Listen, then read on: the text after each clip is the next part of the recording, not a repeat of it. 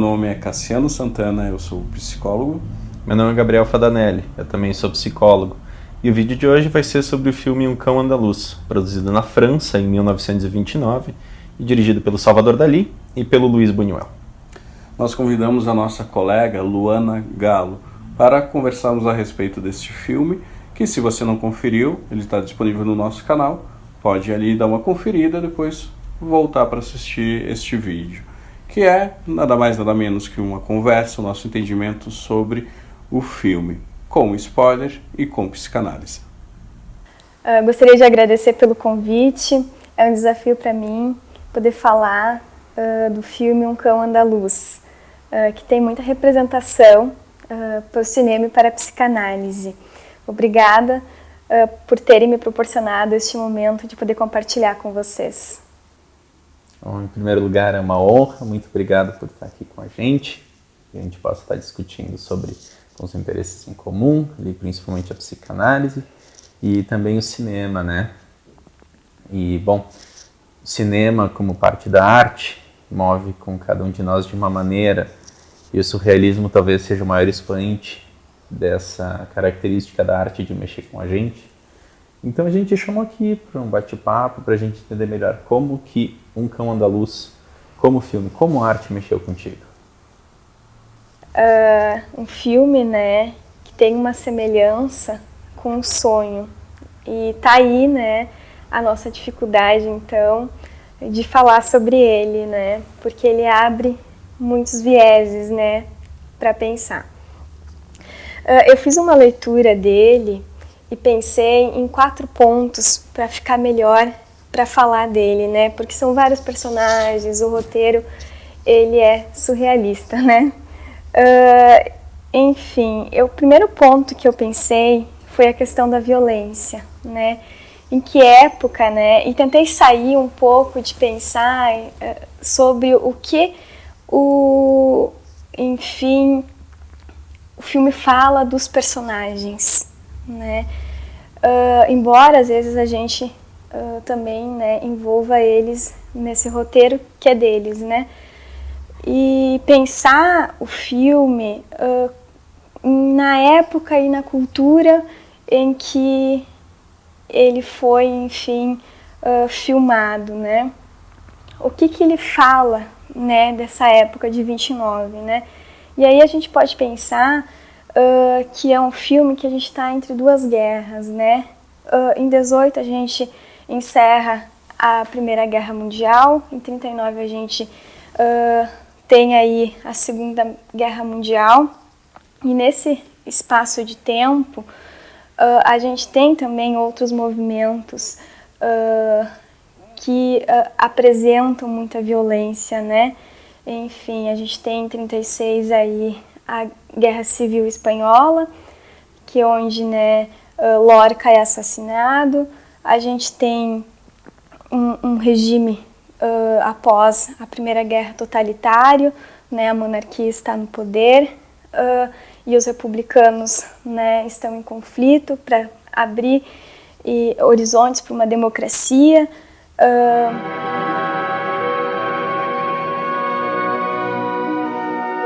O interessante é que precisa realmente ter uma reflexão, né, Luana, para enxergar esses elementos, né? Porque tem essa crítica ao social, essa crítica também vai aparecer a questão da religião, e tudo trabalhado como um sonho. O inconsciente está ali, como o surrealismo também. Então, apresenta esses fatores, mas de uma forma que não está claro, né? Precisa ser pensado, né? Então, é um filme que abre essas portas, né? Essa possibilidade de pensarmos, né? Que traz aí nesse Era Uma Vez esse contexto de violência, enfim, que vem por um viés inconsciente, né? Porque também é de um filme, que também é de um sonho, né? do Salvador Dalí, que ele sonha com esse olho, né, com a lua sendo cortada, concomitante o olho sendo cortado com uma navalha. O que é essa violência? O que não se pode enxergar, né? Por que se era uma vez começa de uma forma tão agressiva, diferente, por exemplo, dos outros filmes da época que a gente pode assistir, por exemplo, Charlie Chaplin ou tantos outros, né? O que era a sociedade, né?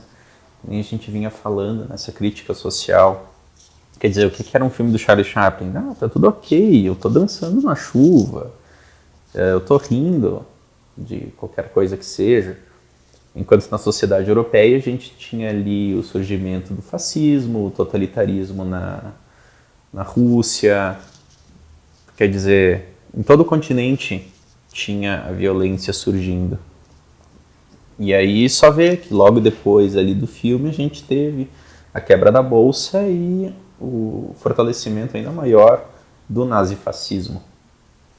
Então, da maneira como eu vejo, quer dizer, os artistas são muito mais sensíveis que a maior parte de nós e eles acabam transmitindo isso através das suas obras. E o surrealismo denunciava isso, essa violência,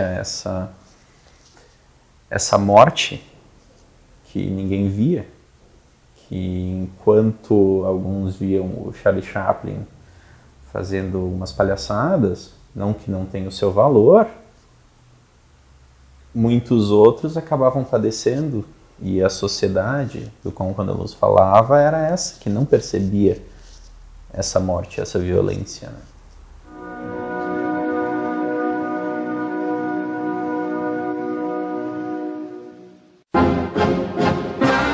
E Luana, pelo menos para mim, aquela cena do corte no olho representou uma passagem, né? Uma abertura.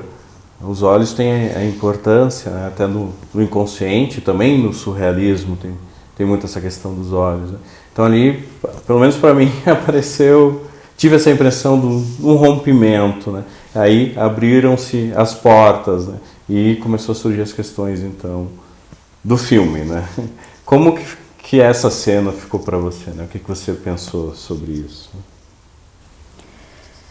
Eu não tinha pensado dessa forma. É uma perspectiva bem sensível e importante, porque a gente pode pensar mesmo nessa ruptura, né? Que o surrealismo ele faz, né? Que ele abre, né, um outro horizonte, né, um horizonte de crítica e também um horizonte que ele coloca as pessoas para pensar de uma forma diferente, né? A questão ali dos olhos, para mim, me atravessa como sendo veja, sabe? Olhe para o que está acontecendo. Veja tudo isso que se passou, veja tudo isso que está se passando. Uma sociedade que não prestava atenção, de certa forma. Os surrealistas viam algo que os outros não viam.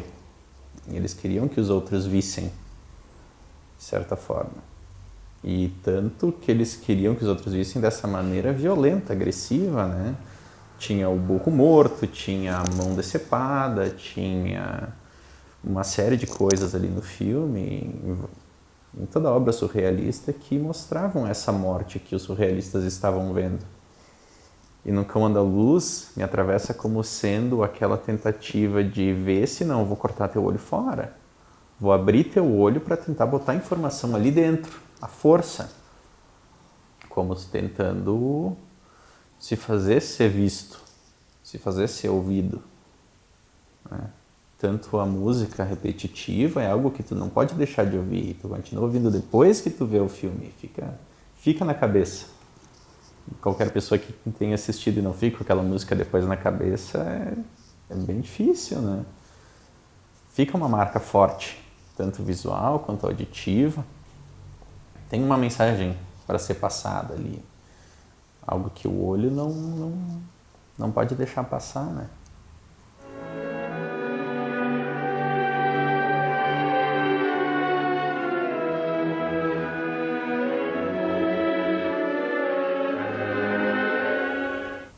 também acho que é importante colocar, são inúmeras cenas, né, que fazem pensar, é como um sonho, que o sonho, ele, se você for analisar o sonho, ele é parte a parte, cena a cena, não é algo lógico. Para você entender um pouco melhor o sonho, tem aquela cena, aquele fragmento. Bom, depois outro.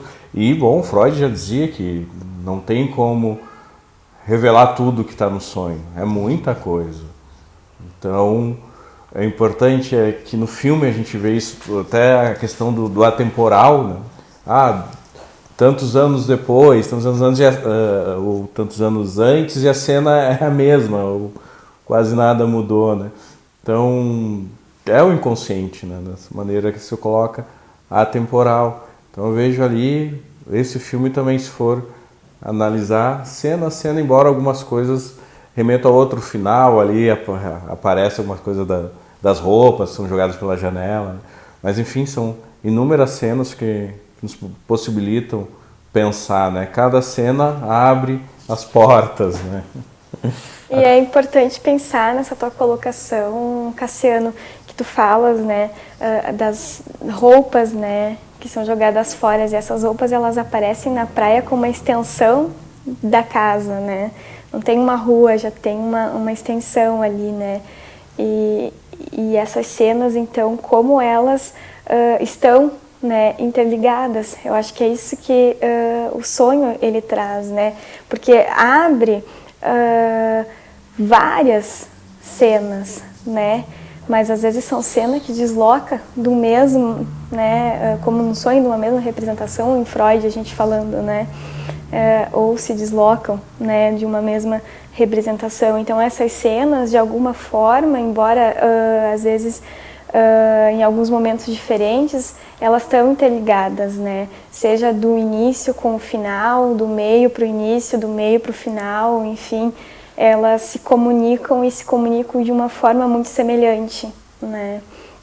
Então a gente pensar a próxima cena que se abre, né? Que é essa rua reta, né? Com o homem vestido com roupas femininas, né?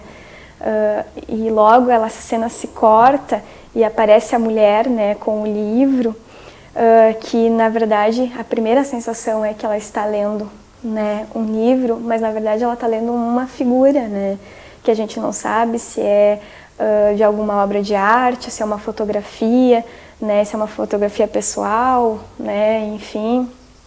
E quando ela volta para a janela, né, ela vê este homem, ela vai socorrê-lo, né, ela se entrega, né, tem uma intimidade, ela o beija, né, enfim, e ela acolhe ele, né, na casa, mas a partir desse momento, dessa acolhida, parece que eles não são mais íntimos, né, a intimidade se deu naquela cena, agora é outra cena, né. Também volta na questão da sexualidade, né? Que essa mão está o sexual mais na figura masculina, depois na próxima cena, né? Que ele tenta então, ele acaricia, né? Os peitos da mulher, que logo são nádegas, né? Então é o corpo da mulher, né? E ela o rejeita, e nessa rejeição ele quando ele volta, né, ele está com os pesos nas costas, né, um peso social, digamos assim. Ele tem ali as pedras, né, que a gente pode pensar nos 10 testamentos, as asas de um anjo, né, essa questão sem o sexual. A gente pode pensar nos padres, né, como a repressão do sexual da igreja, né? A questão da morte, né, nos burros em cima do piano. Então, é uma cena que traz muitos elementos, e essa cena, novamente, ela deságua nas mãos dele, né, preso na porta com as formigas, né? volta de novo nessa questão da morte, o que eles estão mostrando, né? Fica um significante deste sonho, né? Em Duas Pedras também, a gente não pode esquecer que em inglês os testículos podem ser chamados de stones, que são pedras, em outras línguas também. Então, o que é que ele está carregando, né? O que pesa além da religião, além de todas as questões que vêm ali? É uma cena muito forte, né? As questões conservadoras, né? Conservadoras na época. E também eu pensei agora sobre, quando você falava, Luana, das mulheres, elas são representadas ali no filme com cabelo curto, né? O quanto isso também para a época, né? Como é que era isso, né? Porque tinha os movimentos feministas, né? Parece que é disso que ele está situando, né? Até em algumas partes, né? Até o homem mesmo vestido com uma roupa feminina, né? Como nós situamos antes, né? Eu acho que nessa época as pessoas já estavam mais abertas para falar, né, da sua orientação sexual, né, dos seus desejos, e principalmente a mulher, porque a mulher se percebe de uma cena para outra também que em um momento ela é quem está desejando o homem, né, em outro momento ela que está sendo a desejada e foge dessa cena, né. Claro que aí a gente abre uma outra questão, que atualmente a gente também tem que pensar nesse contexto de quando, né, esse corpo é violado, né? A gente abre essa questão também, mas voltando nessa época, o que estava se buscando, né? Que a mulher tivesse, né, também como mostrar, né, o seu desejo.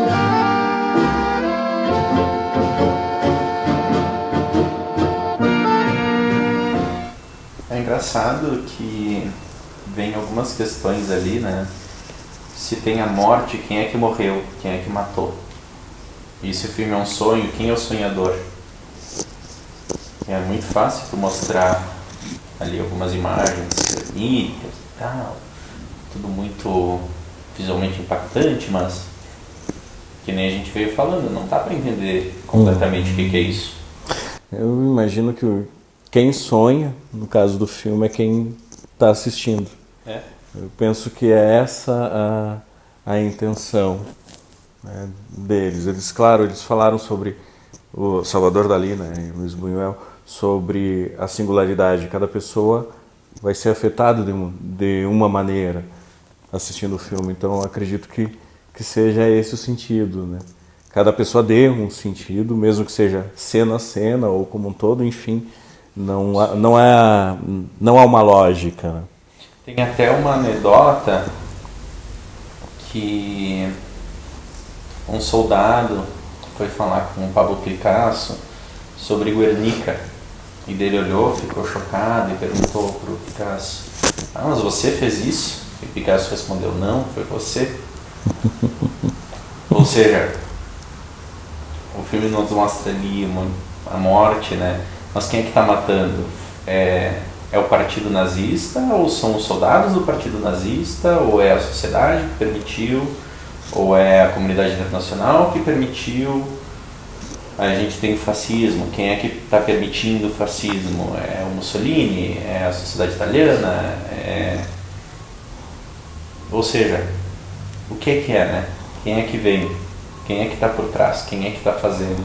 De quem são essas mãos que coçam, né? O que a gente está coçando? E quem é que está coçando? O que está em nossas mãos?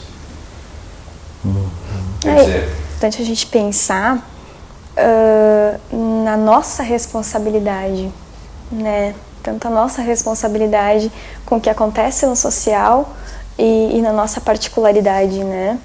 Que eu acho que o filme traz também isso, né? O que está nas minhas mãos de responsabilidade neste caos, né? Nessa barbárie que ocorre. E a semelhança, como nós falamos do filme, com relação aos sonhos, são enormes, né? Então as coisas vão se transformando, assim como é o surrealismo, né? Aquela imagem, o que dali você vê? O que mais tem ali? Sobre a arte, enquanto o Gabriel falava, eu lembrei que Lacan dizia que, na verdade, quando ele olhava uma obra de arte, ele dizia que era ela que olhava para ele, né? Então ele ficava muito tempo em frente a uma imagem, admirando, apreciando, o quanto ele era tocado por isso. Então eu acredito que essa seja o grande cerne desse filme, né? Nos afetar de alguma maneira. E é o conteúdo inconsciente, né? Então é aquilo que está lá fora, né, da consciência, e o sonho é uma manifestação do inconsciente. As nossas defesas estão baixas, né? Vem com um pouco de censura, isso precisa ser interpretado, precisa ser lido, né? Vem de forma enigmática, mas é algo que a gente não quer ver, né? Muitas vezes, claro, o conteúdo recalcado, né, que a gente acaba excluindo por ser difícil de lidarmos, e muitas vezes é o nosso desejo, né? Freud dizia, né, o sonho é a realização de um desejo. Então, o quanto essa obra é magnífica, né? O quanto a gente pode continuar a falar mais, e ainda assim vai faltar, assim como é a análise de um sonho, né? Não temos como completar, não temos como decifrar tudo que está ali, né? É infinito. Eu acho legal, Cassiano falando disso, que eu lembrei de um excerto na psicanálise que fala que às vezes a gente acorda para não parar de sonhar, que às vezes o que está ali no sonho é tão próximo que não é algo que a gente consiga suportar. Então a gente acorda para continuar com as nossas fantasias, com as nossas ilusões. E no final do filme não tem alguém que acorda e vê, nossa, foi tudo um sonho. Até acho genial quando a Luana fala, né, que desse era uma vez, mas não é um conto de fadas, né? É muito pelo contrário. Então esse real do filme, que é um sonho, que é um filme, que é um sonho, é tão forte que no final tu não acorda, tu morre. É isso que ele mostra, né? Uma das coisas que ele nos passa. Eu fiquei com uma outra leitura deste final e até gostaria de compartilhar com vocês e perguntar qual foi a leitura de vocês, que vem, né, a primavera, né, e eles estão submersos na areia. O que a primavera nos proporciona, né? Eu fiquei com uma impressão que ali eles estão brotando, né? O que brota em nós, em cada um que assiste, né, este filme? Qual é a semente que fica para cada um? Enfim. Eu penso que seja importante falarmos um pouquinho do inconsciente para situarmos quem estiver nos acompanhando. Luana quer falar um pouquinho sobre, nas suas palavras, o que é um inconsciente? Como é que você fala um pouquinho do inconsciente? Me ajuda, Cassiano, a falar. Brevemente, então. Brevemente. Que seja com as suas palavras, né? Então, que é o inconsciente? Eu acho que o inconsciente é isso, né? Esse não saber. Eu acho que a gente pode traduzir de uma forma bem objetiva, né? É esse não saber e estar pronto para ler quando algo aparece, né? E tentar fazer diferente a partir disso que aparece, né? Pensar, se responsabilizar, que é tudo que a gente vem falando, né? Tanto com as nossas questões, quanto com as questões que a gente tem na cultura social, enfim, principalmente porque é a partir de um outro que a gente se transforma, que a gente consegue ocupar um lugar, né? Então, eu acho que o inconsciente para mim é isso, é aquilo que eu não consigo nomear e eu só consigo nomear através, né, de muito trabalho, enfim, e que isso se dá através da nossa análise, né? Que é o inconsciente, bom, tem uma questão que o nome já diz, né? Não está na consciência. Eu acho importante situar que é aquilo que nos conduz. Gosto muito do exemplo do iceberg, que o consciente é só a ponta do iceberg. Ali é o consciente. E tudo que está submerso é o nosso inconsciente. É quem nós somos.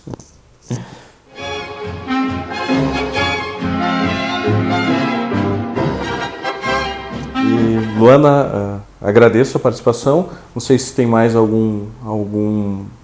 se tem mais alguma coisa a acrescentar. Acredito que sempre tenha, né? Mas se quiser... Não, a gente já sabe tudo que tem para saber sobre o inconsciente. Se quiser falar mais alguma coisa sobre o filme, mas eu gostaria já de fazer um convite, nós gostaríamos, né, Gabriel?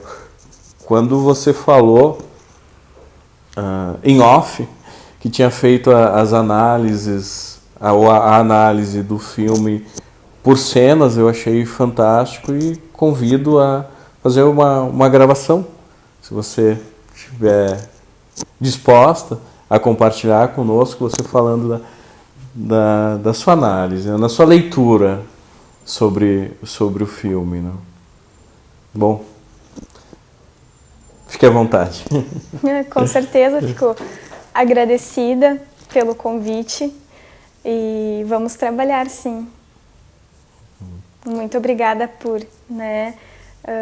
a vocês, mais uma vez, por terem proporcionado, né, essa troca, que é muito importante. Vejo isso e me mobilizo muito, enfim.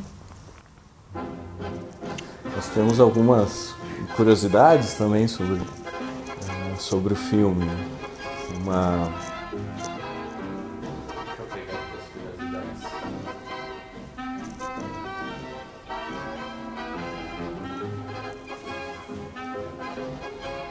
Consegue ler as curiosidades? Não, eu sei mais ou menos de cabeça. É que, bom, por exemplo, no início, quem corta o olho da mulher é o Luiz Buñuel. O próprio. Ele não se dirigiu, né? Ele também fez um aparecimento ali. Essa aqui eu acho que é até... Deixa eu ver aqui. Deixa eu ver como é que é meu francês, né? Fourmis de Le Pont. Ok. Formigas nas mãos. Um grande desejo de matar. Algo da cultura francesa. Né? Sabe a pronúncia, Luana? Não? Deverá saber. Ela não vai querer me censurar. Ele tem o olho cortado, foi de um boi. Era um boi morto. Né? E aí cortaram o olho do boi falecido. O filme ele foi baseado em sonhos. Então, sonhos do próprio Salvador Dalí e Luiz Buñuel. Dizem que Salvador Dalí sonhou com formigas saindo das mãos e Buñuel com a lua e as nuvens passando e um olho sendo cortado. Então, a partir disso foi a inspiração do filme. Sonhos que dizem, Livrinhos de sonhar sonho. com formiga, quer dizer isso. Jogar no bicho, né? É.